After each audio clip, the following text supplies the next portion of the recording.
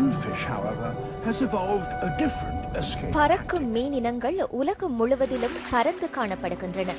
குறிப்பாக சூடான வெப்பமண்டல மற்றும் துணை வெப்பமண்டல கடல் பகுதிகளில் இவை வசிக்கின்றன.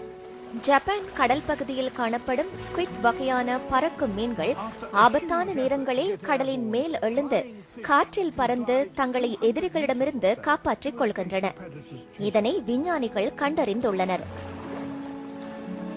இந்த நிகழ்வு அரிதானதொன்றாகவே காணப்படுவதாக ஜப்பான் விஞ்ஞானிகள் கூறுகின்றனர்.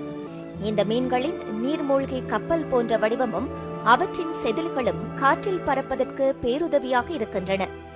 இந்த மீன் இனங்கள் மணித்தியாலத்திற்கு 60 கிலோமீட்டர் வேகத்தில் பறக்கின்றன.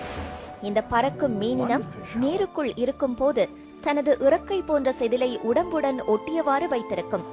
பின்னர் பறப்பதற்கு ஆயத்தமாகும் வேளையில் நீரிற்கு அடியிலிருந்து வேகமாக மேல் எழுந்து நீரின் மேற்பரப்பிற்கு வரும். நீர் பரப்பை அடைந்ததும் தன் பக்க துடுப்பு போன்ற செதில்களை விரித்து தாவும்.